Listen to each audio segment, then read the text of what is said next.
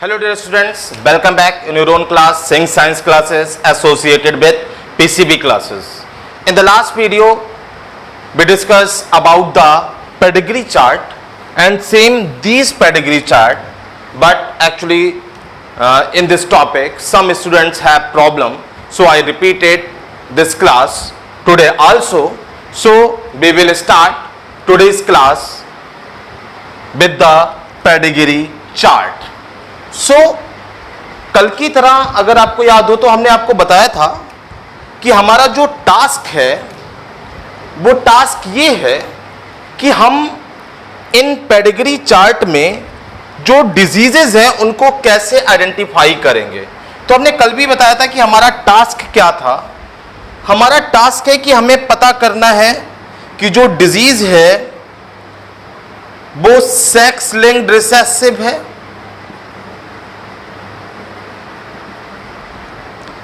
या sex linked dominant है या ऑटोसोमल रिसेसिव है या ऑटोसोमल डोमिनेंट है। तो हमारा जब हम इन चार्ट को, इन पेडिग्री के चार्ट को स्टडी करते हैं तो हमारे टास्क में सबसे पहले हमें आइडेंटिफाई करना होता है कि ये सेक्स लिंक्ड रिसेसिव है, सेक्स लिंक्ड डोमिनेंट है, ऑटोसोमल रिसेसिव है या ऑटोसोमल डोमिनेंट है। आपको ये बेहतर समझ में आए इसीलिए हमने 2 क्लास पहले आपको हीमोफीलिया और सिकल सेल एनीमिया बताया था और उससे पहले हमने आपको पेडिग्री में जो सिंबल्स यूज होते हैं उन सिंबल्स को बताया था। तो आपको इनको अगर बेहतर समझना है तो आपको उन सारे सिंबल्स को प्रॉपर तरीके से स्टडी करना पड़ेगा। तो चलिए सबसे पहले हम इसमें पता करते हैं कि ये कैसे पता चलता है कि the given chart is recessive और डोमिनेंट, कि जो गिवन चार्ट है वो रिसेसिव है या डोमिनेंट है। इसको हम कैसे आइडेंटिफाई करेंगे। तो हमने एक बड़ा सिंपल सा आपको मेथड बताया था कि अगर जनरेशन गैप है, अगर हम यहां जनरेशन गैप मेंशन करें तो हम इस तरीके से मेंशन कर सकते हैं कि this one is the first generation, this one is the second generation, this one is the third generation. और हमने सब में 3 ही जनरेशन बनाई है। This one is the first, this one is the second generation and this one is the third generation. Same ऐसे यहां पर भी ये फर्स्ट जनरेशन फॉर्म की हमने, this one is the second generation and this one is the third generation. तो हमने ये 3 जनरेशन फॉर्म की। अगर आप इन 3 पेडिग्री चार्ट को देख पा रहे हो तो अगर आप इस वाले पेडिग्री चार्ट को देखो तो यहां पर आपको फर्स्ट जनरेशन में भी डिजीज मिल रही है, सेकेंड जनरेशन में भी डिजीज मिल रही है और थर्ड जनरेशन में भी डिजीज मिल रही है। जबकि अगर आप इन वाले और इन वाले पेडिग्री चार्ट को देखोगे तो आपको इस फर्स्ट जनरेशन में डिजीज नहीं मिल रही है, इस सेकेंड जनरेशन में डिजीज मिल रही है, थर्ड जनरेशन में मिल रही है। यहां भी फर्स्ट जनरेशन में डिजीज नहीं है, सेकेंड में है और थर्ड में नहीं है। इसका मतलब कि इन दोनों पेडिग्री चार्ट में डिजीज में जनरेशन गैप है। मतलब यहां पहली जनरेशन में डिजीज नहीं है मतलब गैप हो गया, यहां पहली जनरेशन में डिजीज नहीं है मतलब गैप हो गया, लेकिन इसमें तीनों जनरेशन में गैप मिल रहा है। सॉरी, इसमें तीनों जनरेशन में गैप नहीं मिल रहा है। तो जब इसमें तीनों जनरेशन में गैप नहीं मिल रहा है तो इसका मतलब कि जब जनरेशन गैप नहीं मिलता है तब हम उसको बोलते हैं डोमिनेंट। क्या बोलते हैं? डोमिनेंट। तो ये कौन सा हो गया? डोमिनेंट ट्रेट हो गया। कौन सा ट्रेट हो गया? Dominant trait. और इसमें जनरेशन गैप है तो ये हो गया रिसेसिव ट्रेट। ये कौन सा ट्रेट हो गया? रिसेसिव ट्रेट हो गया। इसमें भी आपको जनरेशन गैप मिल रहा है तो ये भी कौन सा हो गया? रिसेसिव ट्रेट हो गया। तो हमें ये पता चल गया कि एक्चुअली कि डोमिनेंट ट्रेट और रिसेसिव ट्रेट को कैसे आइडेंटिफाई करते हैं। अब हमने आपको बताया कि हमें पता करना है कि ये सेक्स लिंक्ड है कि ऑटोसोमल है। तो हमेशा याद रखिए, अगर पेरेंट्स में फादर को डिजीज है और फादर को डिजीज होने के कारण गर्ल चाइल्ड और मेल चाइल्ड अगर दोनों को डिजीज होती है और साथ में फिर अगली जनरेशन में जो गर्ल चाइल्ड है उनको डिजीज होती है तो इस केस में ये ऑटोसोमल कंडीशन होती है। कौन सी कंडीशन होती है? ऑटोसोमल कंडीशन होती है। तो ये कंडीशन कौन सी हो गई? ऑटोसोमल। अगर आप इसको टेस्ट करके देखें, अब हमें यह पता चला कि ये ऑटोसोमल डोमिनेंट ट्रेट है, लेकिन क्वेश्चन ये कि कैसे इसका कंफर्मेशन करेंगे। तो इसको कंफर्मेशन के लिए हमने आपको बताया कि आप चाहो तो इसको रफली हीमोफीलिया के साथ कंपेयर कर सकते हो। हीमोफीलिया के साथ कंपेयर कर सकते हो।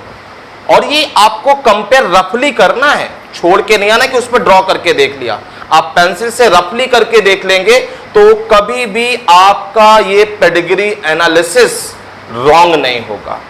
तो आपको मालूम है कि जब हम हीमोफीलिया के केस में पढ़ते हैं तो हमें मालूम है कि वहां पर, क्योंकि हीमोफीलिया एक सेक्स लिंक रिसेसिव डिसऑर्डर है, ये कौन सा? ऑटोसोमल डोमिनेंट डिसऑर्डर है। तो अगर आप इस पर हीमोफीलिया अप्लाई करोगे तो अगर इस पर अप्लाई हो जाता है तो इसका मतलब ये हमने गलत निकाला है, और अगर हीमोफीलिया का क्रॉस इस पर अप्लाई नहीं हो रहा है इसका मतलब कि ये ऑटोसोमल डोमिनेंट ट्रेट है। और ये पता करने का सबसे आसान सा तरीका है जिसमें कभी भी कंफ्यूजन भी नहीं रहती कि जो हमने आइडेंटिफाई किया है वो सही है या गलत है। तो आपको मालूम है कि हीमोफीलिया में होमोजाइगस कंडीशन में जो फीमेल्स होती हैं वो अफेक्टेड होती है, यानी ये वाली फीमेल इस कंडीशन में अफेक्टेड होंगी। और अफेक्टेड फीमेल को हम डार्क से शो करते थे। अच्छा, इनमें फीमेल जो होती है वो कैरियर भी होती है। अगर ये जीन एक सिंगल क्रोमोसोम पर प्रेजेंट होता है तो इस हेट्रोजाइगस कंडीशन में हीमोफीलिया में फीमेल को डिजीज नहीं होती। याद आया? इसमें फीमेल को डिजीज नहीं होती। तो इसमें फीमेल कैसी होती है? इस कंडीशन में कैरियर होती हैं। और आपको याद हो तो कैरियर में भी हम सिर्फ सर्कल ड्रॉ करते हैं। क्या ड्रॉ करते हैं? ओनली सर्कल ड्रॉ करते हैं। और इसमें मेल की अगर बात करें तो यहां पर मेल में एक सिंगल एक्स क्रोमोसोम होता है, और अगर वही मेल के पास पहुंचता है तो वो कैसा हो जाता है? अफेक्टेड हो जाता है। तो चलिए इस पर अप्लाई करके देखते हैं। हम थोड़ी देर के लिए मान लें सपोज कि अगर ये ऑटोसोमल डोमिनेंट की जगह सेक्स लिंक रिसेसिव ट्रेट होता तो फादर तो कंफर्म दिख रहा है हमें, इससे क्या होता? XC/Y होता। ठीक है, और यहां अफेक्टेड को फादर को कैसे शो करते हैं? ऐसे शो करते हैं ना बेटा, ये दिख रहा है इसमें ये वाला। तो ये जो डार्क से शो करते हैं तो अब फादर यहां डार्क है तो कंफर्म हो गया कि XC/Y कंडीशन है। कंफर्म हो गया कि XC/Y कंडीशन है। अब मदर में कंफर्म नहीं है, लेकिन मदर में कंफर्म है क्योंकि यहां डिजीज मिल रही है फीमेल में। इसका मतलब कि मदर यहां पर अगर देखें तो नॉर्मल तो नहीं हो सकती, तो मदर कौन सी होगी? कैरियर वाली होगी।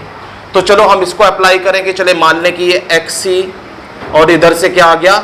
X आ गया, और इधर से इस वाले डिजीज वाले में देखें तो इधर से XC आ गया और इधर से Y आ गया। तो ये अफेक्टेड हो गया, ये अफेक्टेड हो गया। लेकिन अगर आप आगे वाली कंडीशन में देखो, अभी तक देखो तो यहां तक क्या हुआ? हीमोफीलिया को फॉलो किया, मतलब सेक्स लिंक को फॉलो किया। लेकिन अब आप इस वाली जनरेशन में जैसे यहां अप्लाई करोगे तो देखो यहां पर आपका सेक्स लिंक फॉलो नहीं होगा, क्योंकि इस वाली फीमेल को डिजीज है, इसका मतलब इसके एक्सी होना चाहिए। लेकिन यहां आप इस वाली फीमेल को देखो, इस वाली फीमेल को देखो तो इस वाली फीमेल में क्या है, एक्सी और एक्स, ये कंडीशन दिख रही है। कौन सी कंडीशन दिख रही है? ये वाली कंडीशन दिख रही है। तो जब ये वाली कंडीशन दिख रही है तो इसका मतलब क्या हुआ कि अभी भी यहां पर भी अगर हम देखें तो सेक्स लिंक फॉलो हुआ। कौन फॉलो हुआ? Sex linked. यानी अभी भी कंफर्म नहीं हुआ कि ऑटोसोमल डोमिनेंट ट्रेट है या नहीं, क्योंकि यहां पर भी सेक्स लिंक फॉलो हुआ, यहां पर भी सेक्स लिंक फॉलो हुआ। अब आप इस पर अप्लाई करके देखो। अब ये वाली फीमेल देखो, ये वाली फीमेल एक्सी होगी और ये वाला मेल एक्स बाई होगा, क्योंकि नॉर्मल है। अब इस फीमेल को इधर से एक्सी मिल गया और इस फादर से क्या मिला? एक्स। तो एक्स यहां पर ये अफेक्टेड है, जबकि एक्स कौन सी कंडीशन होती है? कैरियर। इसका मतलब इसने हीमोफीलिया को फॉलो नहीं किया। तो इसका मतलब क्या हुआ कि ये जो ट्रेट है ये ऑटोसोमल डोमिनेंट है, ना कि सेक्स लिंक्ड रिसेसिव है। ठीक है, तो ये हमने सिर्फ ये रफली आपको करना है, ये छोड़ के नहीं आना है। ये सिर्फ एक अगर हम सिंपली बोले तो रफली क्राइटेरिया सेट किया है, जिससे बच्चों को कंफ्यूजन ना हो। अब सेम एस यहां पर अगर हम आए तो यहां पर ये क्या है, ये भी ऑटोसोमल क्यों रिसेसिव ट्रेट, क्योंकि जनरेशन गैप है। ऑटोसोमल कैसे पता चला? याद रखिए, पेरेंट देखो बेटा नॉर्मल है, कैरियर हो भाड़ में जाए। अगर आप नॉर्मली देखो सीधे तो कैसे दिख रहे हैं बेटा? कैसे दिख रहे हैं? नॉर्मल दिख रहे हैं ना। लेकिन आप देखो नॉर्मल है और यहां पर गर्ल चाइल्ड को भी डिजीज, मेल चाइल्ड को भी डिजीज, तो ये सेक्स लिंक में तो पॉसिबल नहीं है। जब सेक्स लिंक में पॉसिबल नहीं है तो यहां पर कौन सी डिजीज हो गई? ऑटोसोमल हो गई। कौन सी हो गई है? ऑटोसोमल। आप लोग घर पर इस वीडियो को पॉज करिए, पॉज करिए, पॉज करके इसको बनाइए। ठीक है, आई थिंक सो आप लोगों ने पॉज करने के बाद ये पूरा बनाया होगा। दैट मीन्स हीमोफीलिया वाले क्रॉस को इस पर अप्लाई किया होगा और आपको हीमोफीलिया उस पर कंटिन्यू नहीं मिला होगा। इसका मतलब प्रूफ हो गया ना कि ये ऑटोसोमल है। और अगर आपने अभी नहीं किया है तो पॉज करके अप्लाई करिए, फिर आगे वीडियो देखेंगे, हम पूछेंगे शाम को। तो पॉज करके इस पर हीमोफीलिया अप्लाई करिए और देखिए क्या हीमोफीलिया इस पर अप्लाई हो रहा है। अगर नहीं अप्लाई हो रहा है तो ये कौन सा हो गया? ऑटोसोमल हो गया। Is it clear? अब बढ़ते हैं इसकी तरफ। हमेशा याद रखिए पेरेंट में डिजीज नहीं दिख रही है और अगर बॉयज में डिजीज मिल रही है, देखो यहां दोनों को मिल रही थी, इस लड़की को भी डिजीज है, इस लड़के को भी डिजीज है। लेकिन इस वाले में देखो सिर्फ लड़कों को डिजीज है, लेकिन किसी भी लड़की को डिजीज नहीं है, किसी भी गर्ल चाइल्ड को डिजीज नहीं है। तो इस केस में 100% हमेशा क्या होगा? Sex linked recessive disorder. और अगर आप इस पर अप्लाई करो तो अभी अप्लाई होगा। देखो ये एक्स बाई नॉर्मल दिख रहा है। अब यहां पर क्योंकि मेल हमें अफेक्टेड मिल रहा है तो ये 100% कंफर्म है कि फीमेल कैरियर है। फिर से ध्यान से सुनिएगा, सेक्स लिंक्ड में अगर आपको पेरेंट्स नॉर्मल दिख रहे हैं और नेक्स्ट जनरेशन में जो लड़के हैं वो अफेक्टेड मिल रहे हैं तो उनकी फीमेल हमेशा कैरियर होगी, नॉर्मल नहीं होगी। ठीक है, फिर से सुन लीजिए, अगर पेरेंट नॉर्मल है और नेक्स्ट जनरेशन में लड़के अफेक्टेड मिल रहे हैं, देखो बॉयज अफेक्टेड मिल रहे हैं, गर्ल्स नहीं अफेक्टेड मिल रही हैं। अगर यहां गर्ल्स अफेक्टेड मिल जाती तो ये ऑटोसोमल हो जाती। गर्ल्स नहीं मिल रही इसीलिए सेक्स लिंक है। और ये कैसे पता चला कि फीमेल कैरियर है? क्योंकि लड़के अफेक्टेड मिल रहे हैं। कैसे? इस लड़के को बेटा यहां से बाई मिला, इसका मतलब कि मदर से एक्सी मिलेगा तभी तो अफेक्टेड होगा। तो इसका मतलब कि मदर के पास एक एक्सी है। तो देखिए ये अप्लाई हो गया। इस लड़के को भी इधर से बाई मिला, इस मदर से एक्सी मिला, तो लड़का अफेक्टेड हो गया। अब ये देखिए फीमेल, ये फीमेल भी कैरियर है एक्सी एक्स, क्योंकि ये लड़की अफेक्टेड मिल रही।